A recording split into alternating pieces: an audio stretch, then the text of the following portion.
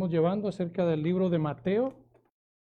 Está estudio expositivo, versículo a versículo del libro de Mateo. Y hoy vamos a continuar en el capítulo 9. Vamos a estar desde los versículos 27 al 35, creo que no estoy equivocado. Capítulo 9, vamos de los versículos 27, sí, al 35. 34. Hermanos, la palabra del Señor dice, Mateo 9, 27 al 34. Pasando Jesús de allí, le siguieron dos ciegos, dando voces y diciendo, ten misericordia de nosotros, hijo de David. Y llegado a la casa, vinieron a él los ciegos, y Jesús les dijo, ¿creéis que puedo hacer esto? Ellos le dijeron, sí, Señor. Entonces les tocó los ojos diciendo, conforme a vuestra fe os sea hecho. Y los ojos de ellos fueron abiertos. Y Jesús les encargó rigurosamente diciendo, mirad que nadie lo sepa. Pero salidos ellos divulgaron la fama de él por toda aquella tierra. Mientras salían ellos, he aquí, le trajeron un mudo endemoniado. Y echado fuera el demonio, el mudo habló. Y la gente se maravillaba y decía, nunca se ha visto cosa semejante en Israel. Pero los fariseos decían, por el príncipe de los demonios echa fuera los demonios. Amén, oramos. Bendito Dios y Padre eterno, venimos delante de ti, Señor, una vez más, pidiendo de tu gracia, de tu favor, Señor, ante esta preciosa palabra, Señor, este texto que es una delicia poder entender, poder vivir, poder comprender la magnitud de quién es Jesús. Gracias, Señor, por tu palabra. Gracias por cada uno de mis hermanos y hermanas aquí, Señor. Danos esos oídos que necesitamos para oír, Señor, lo que tu palabra nos quiere decir. Señor, las palabras que salen de mi boca y los pensamientos de mi corazón sean siempre agradables a ti, Señor mío y Dios mío. Es en el nombre de Jesús que oramos. Amén y amén. Mis hermanos pueden tomar su asiento. Hemos venido viendo la forma en que el Señor Jesucristo ha realizado una serie de milagros. Su fama, su poder, su autoridad ha sido conocida en toda la región de Capernaum. Esta zona es el lugar donde habita el Señor Jesucristo, donde ha iniciado su ministerio. En el capítulo 8 y 9 hemos visto cómo Jesús ha manifestado una serie de sanidades. Y esto es una evidencia, como nos dice Mateo, para hacer evidente que la Escritura se cumple en el Señor Jesucristo, como la profecía lo había dicho. Hemos visto cómo Jesús ha sanado a un leproso, ha sanado el siervo del centurión, ha sanado la suegra de Pedro.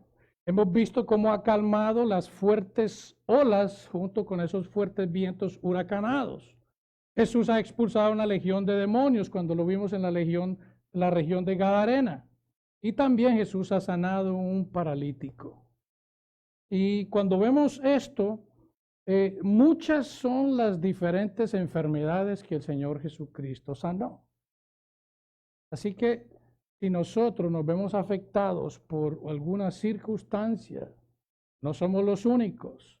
Esto es algo que cada persona tiene, alguna circunstancia, alguna situación, alguna condición de dolor, de preocupación o enfermedad. Mateo 9:8 dice que la gente al verlo se maravilló. Estaban atónitos, estaban sorprendidos, estaban maravillados, estaban sin palabras de ver ese poder, esa autoridad de Jesús. En los versículos anteriores vimos cómo Jesús ha sanado a una mujer que por 12 años padecía de una hemorragia, un flujo de sangre, que posiblemente la había debilitado y la estaba llevando a una condición de anemia. Estaba totalmente debilitada, sin ninguna esperanza de curación. También es algo sorprendente, admirable, único, que Jesús haya sanado o haya revivido literalmente de la muerte a una niña de 12 años, la hija del principal de la sinagoga, la hija de Jairo. Esto fue evidente a todas estas multitudes. Todas estas personas han estado presenciando todo esto. Y dice Mateo 9:26, y se difundió la fama de esto por toda aquella tierra.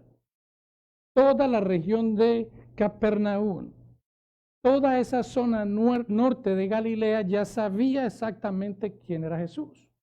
La gente sabía que este era un hombre que realizaba una serie de poderosos milagros, pero la gente todavía no había vislumbrado, no había reconocido la verdadera identidad de Jesús. ¿Quién es Jesús realmente?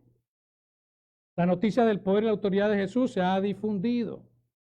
Y Mateo escribe estos pasajes a sus lectores judíos y presenta estos milagros de una manera preparada. Mateo no lo hace al azar, él lo hace de una manera perfecta. Él presenta estas sanidades para dar a entender quién es Jesús. Ya hemos visto que él lo ha presentado, o Jesús mismo se ha hecho manifiesto así como el Hijo del Hombre. Hoy, en este día, Mateo también hace una manifestación de que Jesús es el Mesías prometido por las profecías del Antiguo Testamento. Isaías 57:18 dice, he visto sus caminos, pero le sanaré, y le pastorearé y le daré consuelo a él, o sea, al pueblo, y sus enlutados. Produciré fruto de labios, paz, paz al que está lejos y al cercano, dijo Jehová, y lo sanaré. Toda esta serie de sanidades que el Señor Jesucristo ha venido manifestando, llevando a cabo, haciendo evidente, sin lugar a duda, es un cumplimiento de lo que las profecías del Antiguo Testamento han anunciado. Jesús sale de la casa de Jairo. Recordemos que el último lugar donde Jesús estuvo fue en la casa de Jairo, donde estaba su hija muerta ya. Estaban de hecho en ese ritual que los judíos hacen con estas personas contratadas que se lamentan, lloran a gritos, y Jesús ha llegado ahí. Jesús ha sacado a todas las personas. Jesús se ha quedado solamente con 5 testigos, Jacobo, Pedro y Juan, y los padres de la niña. Jesús ha revivido a esta niña de la muerte. Entonces está saliendo Jesús de la casa de Jairo y dice el versículo que inmediatamente le siguieron los ciegos. Jesús sale de esta casa y se dirige a otro lugar. Según los estudiosos dicen que posiblemente él se dirige a su propia casa, porque recordemos que él habitaba en Capernaum. Él había salido de Nazaret y había hecho residencia en Capernaum. Mateo 4:13 nos dice acerca de aquella ubicación que el Señor Jesucristo tenía. Entonces dice que pasando de allí, o sea, de la casa de Jairo, les siguieron 2 ciegos, dando voces. Estas personas estaban gritando, diciendo, ten misericordia de nosotros, hijo de David. Y debemos recordar nuevamente que toda esta multitud que ha venido siguiendo al Señor Jesucristo, que se quedaron fuera de la casa de Jairo mientras el Señor llevó a cabo esta resucitación, son los que ahora continúan con el Señor Jesucristo. Es una procesión, es una multitud de gente que va siguiéndolo, y en medio de ellos van estos 2 ciegos. Podemos imaginarnos cómo estas personas se movían o eran movidos por la multitud. Ellos estaban escuchando, tal vez tenían a algunas personas, amigos que los estaban conduciendo, pero ellos van allí. Y en medio de esta multitud, de un momento a otro, cuando el Señor Jesucristo sale de la casa de Jairo, lanzan ese grito: ten misericordia de nosotros, hijo de David. Wow. Y estos hombres se abren paso y gritaban con insistencia: Estos gritos eran de dolor, eran de desesperación, eran de angustia, eran de una inmensa necesidad que rogaban al Señor. Ten misericordia de nosotros. Estos hombres, de acuerdo a las palabras que mencionan, ten misericordia de nosotros, hijo de David. Estas personas han hecho una declaración que hasta ahora nadie se había dirigido al Señor de esta manera. Estos ciegos, a pesar de que físicamente les faltaba su visión, veían incluso más allá de las personas que tenían esa habilidad para ver y que no habían visto. Ellos están expresando algo maravilloso. Cuando ellos lo llaman a Jesús, no lo llaman como rabí, no lo llaman como maestro, no lo llaman ni por su nombre, no lo llaman como el hijo del carpintero, ellos lo llaman hijo de David. Y hijo de David es un título mesiánico. Hijo de David es ese Mesías de la descendencia del rey David. Es ese rey Mesías que el Señor había prometido en el Antiguo Testamento. Y por lo que ellos mencionan, podemos entender que estos hombres han venido atando cabos, han venido analizando cada una de las cosas que el Señor Jesucristo ha hecho, y ellos han comprendido que este ser, esta persona que está llevando a cabo estos milagros tan asombrosos, no es nada más ni menos que el Mesías prometido. Están declarando que Jesús es el rey prometido del linaje de David. Y recordamos que David fue el segundo rey de Israel, el padre de Salomón. El Señor le había dicho a David por medio del profeta Natán, cuando él era rey.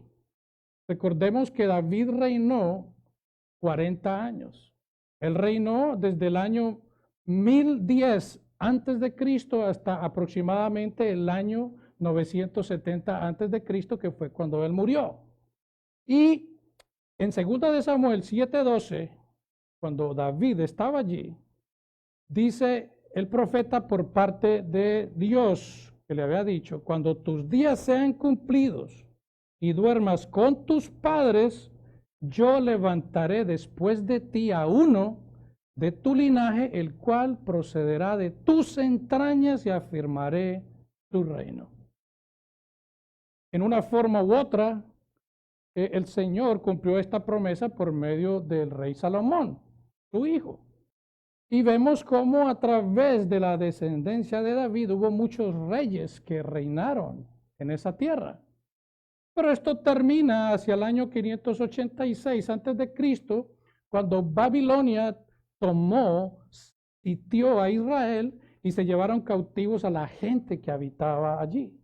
Allí terminó esto. Dios había prometido que su trono sería de este rey, sería eterno. O sea que vemos que la promesa no estaba ligada a Salomón. Porque él dice en 2 de Samuel 7:16, continuando con esto que le dice Natán, dice, y será afirmada tu casa, tu descendencia, quiere decir esto, o sea, tu linaje, y tu reino para siempre, delante de tu rostro, y tu reino será estable eternamente. Esto es una promesa eterna. David murió, Salomón murió, muchas personas de su linaje que fueron reyes murieron. Entonces, esto que se está manifestando aquí, el Señor está hablando de ese rey Mesías que vendría de la descendencia de él, y que su reino sería para siempre, un trono eterno. Dios había prometido que su trono estaría establecido para siempre. El Salmo 89:35, que son también de estos salmos proféticos mesiánicos, dice, una vez he jurado por mi santidad y no mentiré a David. Su descendencia será para siempre y su trono como el sol delante de mí.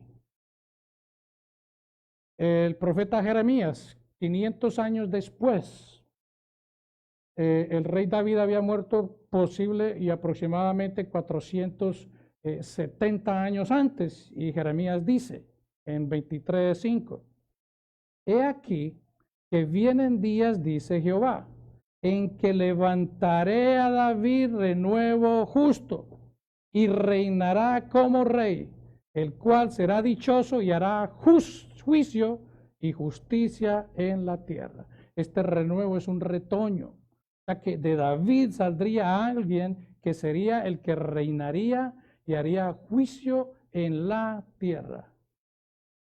O sea que nos damos cuenta que en esta secuencia de las profecías se estaban anunciando ese rey que vendría de la descendencia de David. Los fariseos confirman, estos líderes religiosos que están siempre atentos a atacar a Jesús, ellos confirman que el Mesías vendría de la descendencia de David. En Mateo 22:41, el Señor les pregunta, dice, y estando juntos los fariseos, Jesús les preguntó, versículo 42 de Mateo 22, ¿qué pensáis del Cristo? ¿De quién es el Hijo? Esta palabra Cristo es el Mesías. Y le dijeron ellos, los fariseos, de David. Ellos afirman que el Mesías viene de David. Pero cuando vemos todo esto, nos damos cuenta entonces que esto es una confirmación de que Jesús es el hijo de David, el Mesías esperado. ¿Por qué? Porque el Mesías vendría a través de la simiente de una mujer. El ángel le había dicho a María en Lucas 1:31, y ahora concebirás en tu vientre y darás a luz un hijo y llamarás su nombre Jesús. Lucas 1:32, y este será grande y será llamado Hijo del Altísimo, y el Señor Dios le dará el trono de David, su padre, y reinará sobre la casa de Jacob para siempre, y su reino no tendrá fin. Aquí vemos cómo esta profecía se cumple en Jesús.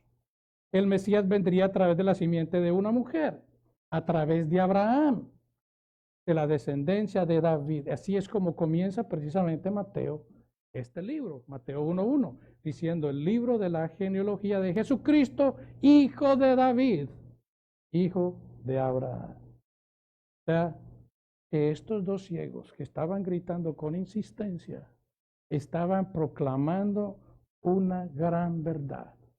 Estas personas no podían ver las flores que salen en la primavera. Estas personas no podían ver la belleza del cielo. Estas personas no podían ver a sus personas alrededor. Pero estas personas podían oír y entender que Jesús es el hijo de David, el rey Mesías. Ellos lo sabían y lo estaban gritando en Capernaum. Ten misericordia de nosotros, hijo de David. Toda esta multitud lo estaba escuchando.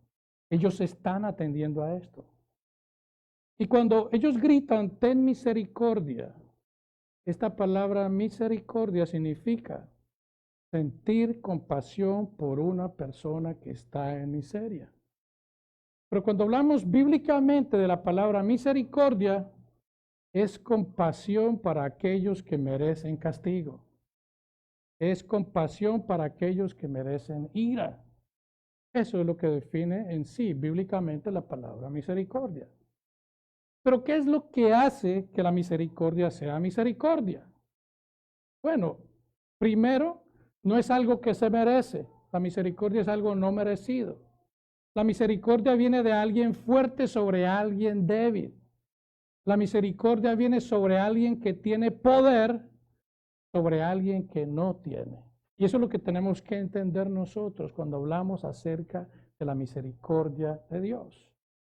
Estos hombres gritan, hijo de David, ten misericordia de nosotros. Remueve esa oscuridad que no nos permite a nosotros ver con nuestros propios ojos. Y cuando hablamos de la ceguera es algo triste, es algo que causa, digamos, una situación en que dependemos de otras personas. No podemos ver, tenemos que decirle a las personas qué está sucediendo para nosotros poder entender. Necesitamos dependencia de una guía para movernos en las calles. Necesitamos de un sistema especial para poder leer. Necesitamos de muchas cosas para poder nosotros poder vivir nuestra vida cotidiana. Y es admirable y apreciamos y admiramos a aquellas personas que faltas de vista siguen adelante en la vida. Pero es una situación difícil, es una situación difícil.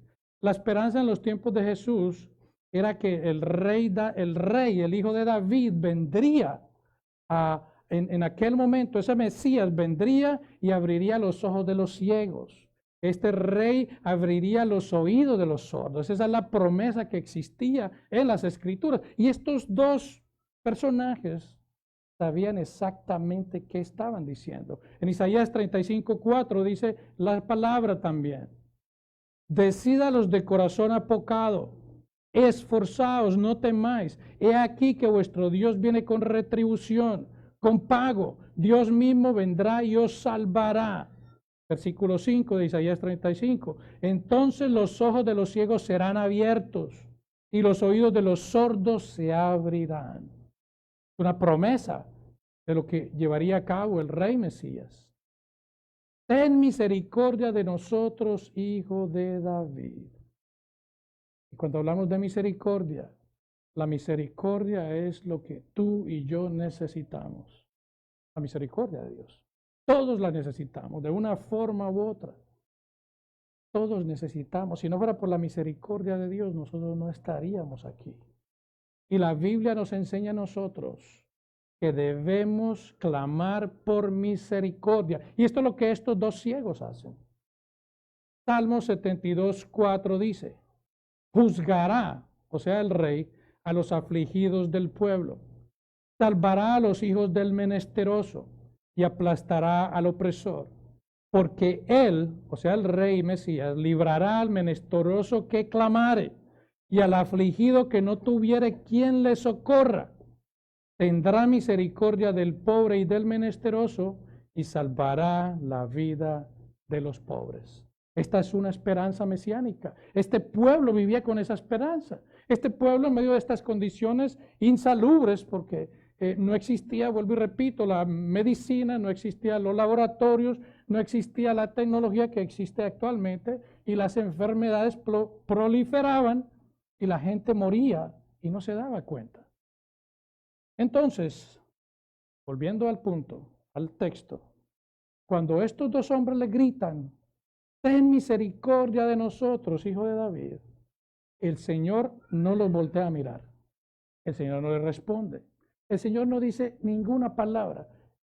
Incluso pareciera que Él los ignorara. Pero estos hombres gritaban y Jesús no respondía. Él simplemente continuó su camino hacia su casa. Bueno, qué indiferencia la de Jesús, ¿no? Pudiéramos decir. Mateo 9:28, y llegado a la casa vinieron a él los ciegos. Jesús puso a prueba la paciencia de estos dos ciegos. Jesús simplemente siguió. Jesús quería poner a estas personas a prueba de qué en realidad había en la raíz, en el núcleo, en el interior de su corazón. Jesús simplemente continuó hacia su casa, pero estos dos ciegos iban atrás, seguramente llevados por alguien, pero insistían, ellos persistían. Y cuando vemos esto, nos damos cuenta a veces que Jesús muchas veces no nos responde. Muchas veces pareciera que Él no ha escuchado. Muchas veces pareciera que Él no estuviera atento a nuestras oraciones. Pero esto nos da a entender a nosotros que Jesús lo hace en ese propósito de que nosotros persistamos en oración. Que mantengamos esa continuidad en la oración. Que nos mantengamos firmes en esa oración, en ese acercamiento delante de Él. Eso es lo que nos hace ver este texto. Jesús nos enseña de la continua persistencia en nuestras peticiones en oración y no cesar, No darnos por vencidos cuando Dios no responde. Recordemos que el centurión persistió. Los amigos del paralítico persistieron. Vimos cómo hicieron esa gran hazaña de subirse al techo de aquella casa y descolgar a este paralítico hasta el centro de la sala. Vimos cómo esta mujer de la hemorragia, del flujo de sangre, persistió. Ella no tuvo en cuenta, en medio de su condición, escabullirse en medio de esta cantidad de personas e ir y tocar al Señor. Persistencia. Eso es lo que el Señor demanda de cada uno de nosotros. Pacientemente hay que suplicar por misericordia. Es algo que necesitamos continuamente. Hemos recibido la misericordia en el primer lugar cuando nuestros pecados han sido perdonados por Jesucristo, por su gracia en la cruz. Hemos recibido misericordia, pero necesitamos una misericordia continua de Él. Esa es la gran realidad. Jesús entró en su casa entonces y los dos ciegos entraron con Él. Ahí entraron. Esto también nos muestra a nosotros que Jesús no cierra sus puertas. Jesús está atento a los que lo buscan. Jesús está y es receptivo a aquellos que con sinceridad, anhelo, con persistencia lo buscan. Jesús entra a su casa y el versículo 28 de Mateo 9 dice, y Jesús les dijo, después de que ellos entraron, Jesús no había pronunciado ni una palabra, ellos venían detrás de él, él había escuchado perfectamente lo que ellos le habían dicho. Jesús inmediatamente entra, él les dice, ¿creéis que puedo hacer esto? Una vez más, son preguntas que Jesús hace para probar a las personas. Él quería saber qué verdaderamente tenían ellos en su corazón. ¿Ustedes creen que yo soy ese rey Mesías? El que ustedes están proclamando que puede hacer esto. Él los pone a prueba. A pesar de que Jesús los ha ignorado, estos dos hombres responden inmediatamente. No lo piensan dos veces, sin lugar a duda. Ellos dicen, Mateo 9:28, sí, Señor. Sí, Señor. Y aquí en esta palabra ellos no están diciendo yes, sir, o yes, mister. Están diciendo yes, Lord. Sí, Señor. Sí, Señor. Esa es la palabra kurios, que es traducida en el griego, que viene de la palabra hebrea que es Jehová, que es Adonai, que es Elohim. Ellos están pronunciando esa palabra que representa a Dios. Ellos están diciendo, sí, Mesías, sí, Adonai, sí, Jehová. Wow, ellos están viendo a Jesús como ese Dios verdadero, como ese rey que vendría de la descendencia de David. Ellos entendieron que si Jesús era el hijo de David, él era ese Adonai que era capaz de devolverles la vista. Estos dos hombres no podían ver a Jesús con sus propios ojos, pero Dios les había iluminado su entendimiento, su corazón, para que pudieran ver con esa visión espiritual quién realmente es Jesús, para que pudieran apreciar las grandezas de Dios, el cual, dice la palabra, lo ha escondido de los sabios y se los ha dado a los humildes, como dice Mateo 11:25. Dios revela cosas a los humildes, no a los sabios, aquellos que se creen tantos, poderosos, autosuficientes, no, a aquellos que reconocen su condición, aquellos que son humildes en el sentido de que no tienen nada que aportar delante de Dios y que vienen a Él con un corazón sincero. Mateo 9:29 dice, entonces les tocó los ojos. ¿Ustedes creen que era necesario que Jesús les tocara los ojos para que recibieran la vista? No. No, porque ya hemos visto cómo él sanó al siervo del centurión a la distancia. No era necesario que Jesús hiciera eso. Pero Jesús los toca en un gesto de amor, en un gesto de compasión, en un gesto de ternura. Ese es Jesús. Jesús es ese Hijo de Dios compasivo, misericordioso, que está siempre receptivo a aquel que viene sinceramente delante de él. Mateo 9:29. Entonces les tocó los ojos diciendo, conforme a vuestra fe os sea hecho. Wow. La autoridad de Jesús al pronunciar esta palabra, conforme a vuestra fe os sea hecho, inmediatamente trajo luz a sus ojos. Y conste que aquí Jesús no les está diciendo, conforme a la cantidad de fe, conforme al volumen de fe que ustedes tienen, no será hecho. No, Él no está diciendo eso, porque tristemente hay ciertas denominaciones que dicen que si usted tiene mucha fe, le van a resultar las cosas. Si tiene poca fe, no le van a salir las cosas. No, aquí el poder reside en la grandeza y la autoridad de Jesús.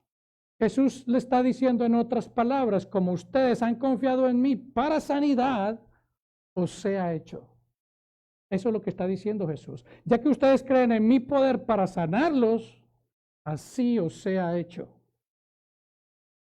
Y cuando vemos esta palabra fe que Jesús menciona, esta palabra significa confianza y dependencia solo en la persona de Jesús. Es una confianza y dependencia solamente en la gracia de Jesús. La fe es Cristo.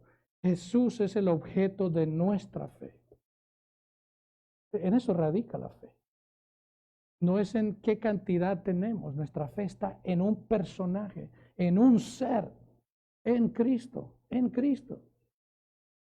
Y viendo esto que le sucede a estos ciegos, es interesante ver o entender que estos ciegos confiaron en Jesús como el Mesías sin siquiera haberlo visto. Y es algo que el Señor Jesucristo precisamente recalca a Tomás, al apóstol, cuando él se presenta 2 semanas después de su resurrección en el aposento alto. Y él se encuentra con Tomás, que Tomás había dicho la semana anterior, una semana después de su resurrección, que los apóstoles habían dicho, hemos visto al Señor. Basta que no ponga mi mano en los huecos de donde hubieron puesto los clavos y toque su costado, yo no creeré. Él no creía. Jesús se aparece a la semana siguiente, 2 semanas después de su resurrección, y ahí está Tomás. Y Tomás, no nos dice la escritura, Tomás viene donde el Señor y le dice al Señor, podemos imaginar, Tomás, ven, acércate, toca. La Biblia nos dice si él tocó, pero Tomás cayó rendido en ese momento, le dijo, Señor mío y Dios mío. Él reconoció la grandeza del Señor, pero Jesús le dijo en Juan 20:29, porque me has visto, Tomás, creíste. Wow, qué reconvención, qué crítica tan fuerte le hizo a Tomás que yo creo que eso le duró a él por toda su vida. Y continúa diciendo Jesús, bienaventurados los que no vieron y creyeron. Y esto es precisamente lo que estos 2 ciegos están manifestando aquí. Una fe absoluta, creyeron en quién era Jesús sin siquiera haber visto. Ellos escucharon de lo que él había hecho, pero ellos creyeron. Estos hombres que aún no conocían lo que Jesús haría en la cruz, recibieron misericordia y recibieron la vista. ¿Cuánto más no será con cada uno de los que en este tiempo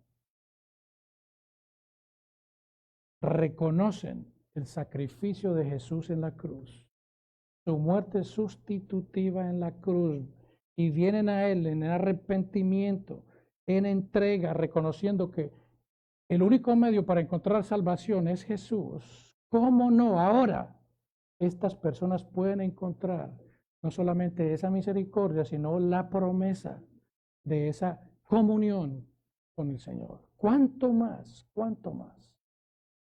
Y que sean adoptados a la familia de Dios. Esa es la predicación del Evangelio. Ese es el mensaje para aquellos que aún no comprenden la grandeza de quién es Jesús. ¿Cuánto más no podrán recibir? Mateo 9:30 continúa diciendo, y los ojos de ellos fueron abiertos. ¡Wow! Imaginémonos a estas personas que probablemente desde su nacimiento no veían nada. Ahora la luz ha venido. Ellos pueden admirar lo que está a su alrededor. Pero lo más sorprendente, lo más espectacular, diría yo, es que lo primero que estos dos ciegos ven es el rostro de Jesús. ¡Wow! ¡Qué recompensa el ver el rostro de Jesús! Esa promesa que cada uno de nosotros tenemos cuando al final del tiempo, cuando partamos de este mundo, estaremos disfrutando en el cielo, ver el rostro de Jesús cara a cara. Y estos hombres fueron los primeros que vieron. ¡Wow! Tremendo, tremendo. Mateo 9:30 dice, y Jesús les encargó rigurosamente diciendo, mirad que nadie lo sepa. Son varias las oportunidades que Jesús dice lo mismo cada que él hace algo. Él no quiere publicidad. Él no quiere que esto se malinterprete. Él no quiere que la gente diga, wow, está ahí una persona que está sanando y está haciendo de todo con toda persona que tenga cualquier situación y multitudes de personas vengan a que lo sane. No por lo que él no quiera hacerlo, sino porque esa no es la función por la que él vino a hacer, por la que él vino a este mundo. También pudiera ser que Jesús no quiere que digan su secreto mesiánico. Y lo que él ha confirmado con estos ciegos y cómo los ha bendecido devolviéndoles la vista como una confirmación de que verdaderamente es el Mesías. ¿Por qué? Porque él no quiere que ese entendimiento erróneo del pueblo judío de que el Mesías vendría como ese rey combatiente a liberarlos de la opresión romana y crear de la nación de Israel una nación única. Eso no es lo que él vino. Él no quería un malentendimiento de su misión, porque sí, él es el rey Mesías. Es ese rey Mesías que tiene esa promesa apocalíptica de que él vendrá por su reino, finalmente, en ese segundo regreso, por su pueblo a ejercer justicia, pero también es ese rey Mesías sufrido que habla Isaías 53, que iría a la cruz para poder dar vida a pecadores.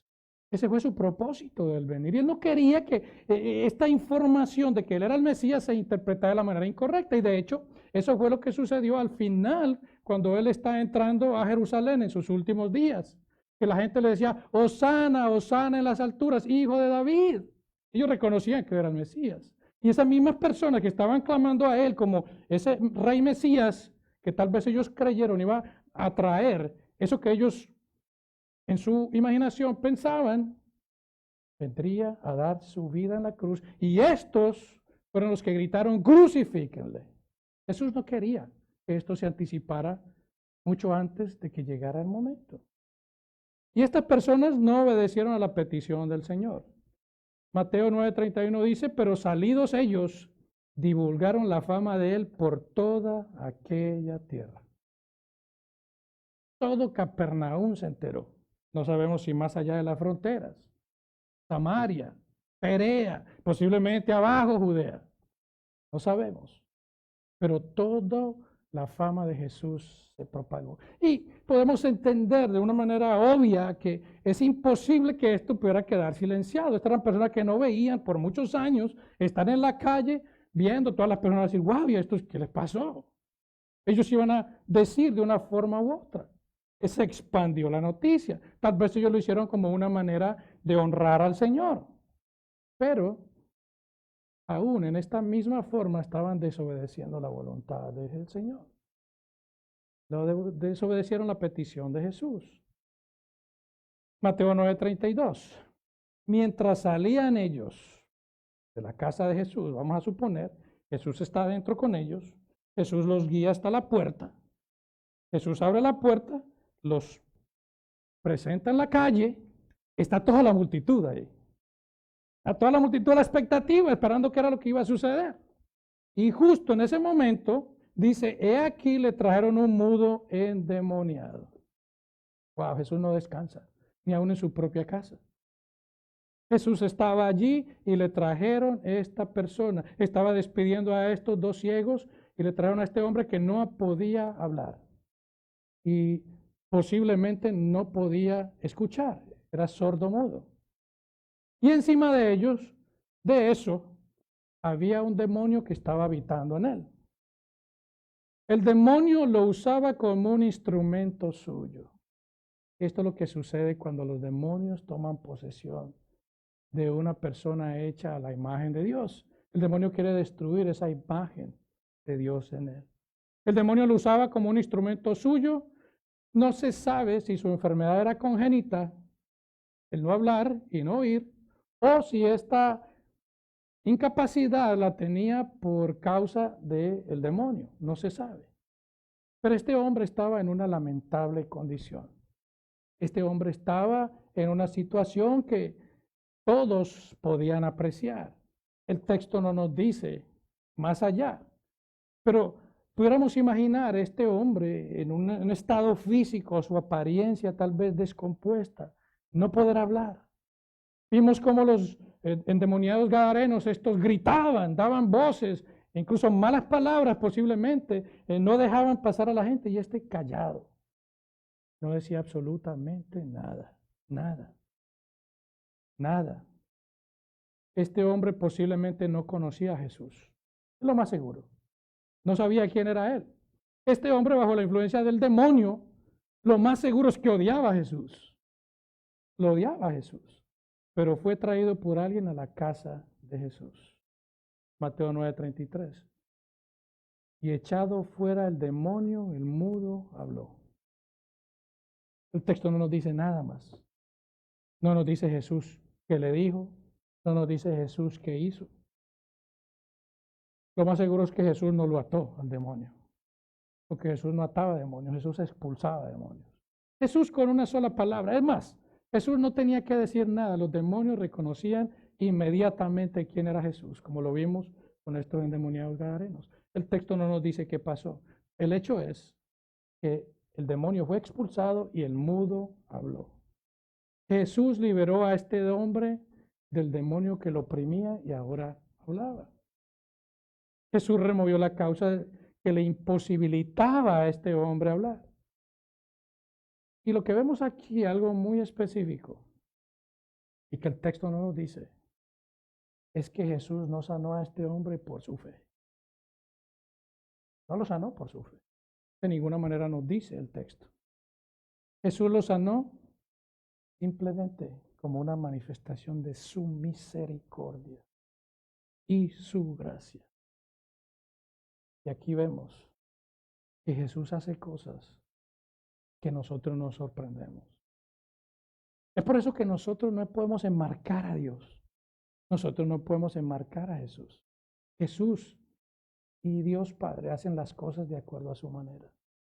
Jesús es misericordioso. Jesús ha traído milagros a personas que incluso lo pueden odiar a Él, como pudiéramos entender el caso de este hombre. Por su demonio odiaba al Señor. No nos dice quién es Él. No tenemos ninguna información de Él. Pero lo que sí es cierto es que este hombre no fue sanado por su fe, de ninguna manera. Mateo 9:33 dice, y la gente se maravillaba y decía, nunca se ha visto cosa semejante en Israel. ¡Wow! La gente está afuera. Jesús sana a este sordo mudo al frente de toda la multitud. No dice que lo haya regresado otra vez a su casa. Está ahí afuera. Él lo ha sanado. Esta gente no habían visto un evento tan inimaginable como Jesús había llevado a cabo. en ese momento y que jamás habían visto antes. Estas personas estaban admiradas, junto con posiblemente estos que habían llevado al ciego. Y estas personas no solamente están admiradas por lo que Jesús acaba de realizar, sino que esto añade más a su admiración, al estar atónitos, sorprendidos, admirados por todo lo que Jesús ha venido haciendo. Recordemos que estas son personas que vienen con Él. Ellos han visto todas estas sanidades. Ellos acaban de ver la resurrección literal de esta niña. Ellos acaban de enterarse cuando Jesús puso en evidencia a esta mujer del flujo de sangre. Cuando sanó a este paralítico, estas personas ya dicen, wow, esto es increíble. Nunca hemos visto algo así. Y para ellos se están diciendo en otras palabras, todo lo que Moisés pudo haber hecho, todo lo que Elías pudo haber hecho, todo lo que Eliseo pudo haber hecho, no es nada comparable con lo que nosotros hemos venido viendo en estos días. Toda esta cantidad de milagros que Jesús ha hecho. Y esto simplemente es una declaración mayor de quién es Jesús. Y ese es el propósito de que nosotros, y Mateo nos quiere dar a entender que nosotros comprendamos quién es Jesús. Cuando nosotros comprendemos quién es realmente Jesús, ahora que nosotros empezamos y continuamos desarrollando este libro, que de hecho ya cumplimos un año, en noviembre 3, vamos a darnos cuenta que Jesús es ese Rey Mesías, el Hijo de Dios, que vino a este mundo para salvar pecadores. Ese es ese Jesús. Las multitudes de personas estaban sorprendidas. Wow. Los fariseos, aquí vienen. Estos fariseos que habían estado callados, porque ellos no dijeron ni una palabra cuando la mujer del flujo de sangre, ellos no dijeron nada cuando la resurrección de la niña de 12 años. Ahora, ellos que no pueden anular, que no pueden borrar o excusar todo lo que esta magnitud de milagros Jesús ha venido haciendo para que evidentemente se manifieste su identidad, ellos contraatacan nuevamente. Ellos siempre quieren minimizar a Jesús. Ellos no pueden aceptar que Jesús es ese Rey Mesías prometido, el Hijo de Dios. Ellos no lo aceptan. Ellos dicen cínicamente, Mateo 9:34, pero los fariseos decían, por el príncipe de los demonios, echa fuera a los demonios. Wow. Ellos no encuentran qué más decir. Ellos no quieren atribuirle a Jesús el poder de Dios. Ellos no quieren atribuirle a Jesús su deidad. Ellos quieren negar a toda costa quién es Él. Y lo único que pueden decir es, por el príncipe de los demonios, echa fuera los demonios. Esta gente es definitivamente terca.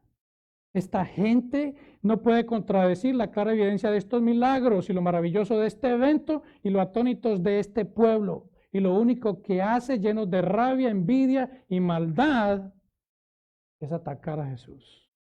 Son malvados estos hombres. Supuestamente los líderes religiosos, el ejemplo de piedad de una nación. Wow. Que no haya así entre cristianos, ejemplo de cristianismo, con un carácter de esto. Esta gente llena de rabia decían afirmar que por el poder de Satanás, quien es el príncipe de los demonios, Jesús echaba fuera a los demonios. Algo que es una blasfemia, pero que no vamos a tratar en este momento porque si Dios lo permite, en unos capítulos más adelante, en el capítulo 12, vamos a hablar de este punto, que Jesús nuevamente se enfrenta con estos fariseos. El echar fuera a los demonios es una manifestación de que el reino de Dios ha llegado. Eso es simplemente. El reino de Dios estaba allí. El Mesías profetizado estaba allí. Todas estas obras milagrosas, poderosas de Jesús, simplemente confirman que ese Mesías, ese rey de la descendencia de David estaba allí. Pero estos hombres estaban más ciegos que aquellos que tenían invalidada su visión. Estos hombres estaban totalmente ciegos. Y aquí finalmente vemos el contraste que existe entre estos líderes religiosos, estos fariseos que blasfeman al Señor, y la gente que decía, nunca hemos visto tal cosa aquí en Israel. ¡Qué contraste! Una ceguera absoluta. Y de hecho, cuando en el Nuevo Testamento se habla de ceguera, es una metáfora que se habla o se refiere a una ceguera espiritual, a una ceguera total hacia las cosas de Dios. Y eso es lo que la mayoría de nosotros hemos sido. Hemos sido iluminados por la gracia de Dios, nuestra visión ha sido abierta. Esta gente se opone más y más contra Jesús, entrando en una ceguera espiritual. Y Jesús rechaza eso. Jesús lo rechaza. Es por eso que Jesús dice en Mateo 13:13, hablándole a los discípulos, por eso les hablo por parábolas. ¿Por qué? Refiriéndose a los fariseos, viendo no ven, y oyendo no oyen, ni entienden. Y el Señor Jesucristo aquí está citando una profecía de Isaías 6:9, donde dice, de oído oiréis y no entenderéis, y viendo veréis y no percibiréis. Tu corazón es tan duro, tu corazón es tan rebelde, tu corazón es tan pecaminoso, que no pueden ver, no ven. No es que no quieran, es que no pueden ver. Mateo 13:15 dice, porque el corazón de este pueblo se ha engrosado. La Nueva Versión Internacional y la Biblia de las Américas dice, el corazón de este pueblo se ha hecho insensible. No le penetra la palabra. No siente nada por él. Esa es la naturaleza humana. El corazón de este pueblo se ha engrosado. Dice, y con los oídos oyen pesadamente y han cerrado sus ojos. Conste que son ellos mismos por su maldad, ellos mismos por su rabia, ellos mismos por su odio hacia las cosas de ellos mismos, dice, han cerrado sus ojos para que no vean con los ojos y oigan con los oídos y con el corazón entiendan y se conviertan y lo sanen. Es una negación total. Esa es la naturaleza humana. Eso es lo que la teología llama la depravación humana. Este engrosar, cuando dice, este pueblo se ha engrosado, el corazón de este pueblo se ha engrosado. Esta palabra me causó mucha admiración porque dice que esta palabra en el griego significa se ha encallecido. Y dice también la traducción, el corazón de este pueblo se ha hecho estúpido. ¡Wow! El corazón humano es así, así es como somos. El Nuevo Testamento manifiesta, vuelvo y repito, que la sordera o la mudez se usan como metáforas de la condición espiritual. Y estos fariseos estaban ciegos espiritualmente, totalmente ciegos. Ellos no pueden ver la gloria de Jesús. Y es por eso que Jesús los llama en Mateo 15:14, ciegos guías de ciegos. No, y vamos a ver cuando vamos avanzando. Mateo 23 es el capítulo donde Jesús los ataca más fuertemente. Les dice hipócritas, sepulcros blanqueados. Porque una de las cosas que Jesús más odia es el querer aparentar algo externamente y siendo algo contrario internamente. Ellos que quieren aparentar una piedad externa, una santidad externa, y por dentro son diabólicos y son malvados, como lo eran estos personajes. Y si aún alguna persona no ve la santidad, la majestuosidad y la gloria de Jesús, es porque el pecado nos ciega a todos a las cosas de Dios. Y si ese es tu caso, lo que tienes que hacer es como estos dos ciegos, venir clamando, rogando, con ansiedad, con urgencia a Jesús, diciéndole, Señor, ten misericordia de mí, hijo de David. Ese es el primer paso, el primer paso. Creyendo en Jesús como ese Mesías, Rey de tu vida. Eso es lo que tienes que hacer. Ven a Cristo. Es el único medio que existe disponible para que puedas reconciliarte con Dios. Solamente en Cristo hay vida. Solamente en Cristo hay salvación. Jesús ha venido a pregonar libertad a los cautivos y dar vista a los ciegos, como dice Lucas 4:18. Él ha venido a eso. Jesús ha venido para aquellos que metafóricamente, como él dice, están enfermos, que reconocen su condición pecaminosa. Es imposible venir a Cristo y continuar en el pecado. El arrepentimiento es apartarse del pecado. Y mis hermanos y amigos, el arrepentimiento es un elemento esencial en la fe. La fe y el arrepentimiento van juntos, son inseparables. Así que para venir a Jesús necesitas arrepentirte sinceramente. Puedes estar buscando un milagro de Jesús y Jesús en su misericordia lo puede otorgar, como vemos con este endemoniado. Pero esa sanidad no va a durarte mucho tiempo. Es preferible que tu alma sea salvada, como hizo con aquel paralítico. Tu fe te ha salvado. Necesitamos salvación, incluso más que sanidad. Aunque no estoy diciendo que no debemos pedir por sanidad y orar por sanidad, desde luego. Todos queremos vivir una vida sana. Pero mayor en importancia es la salvación, la salvación. Y si tú, como cristiano, ves la belleza de Jesús, reconoces su gloria, reconoces a ese Mesías, Salvador, es porque tus ojos han sido abiertos. Esto no ha sido un privilegio tuyo. Esto no ha sido algo por lo cual tú te puedas gloriar. Pero mira a ese hombre tanto que le habla la palabra y qué burro es, qué sordo es. No, es porque Dios te ha abierto los ojos, te ha abierto los oídos espiritualmente hablando para que puedas comprender las verdades de quién es Él. Ha hecho tu corazón sensible a la palabra de Él. Porque el pecado no ciega las cosas de Dios.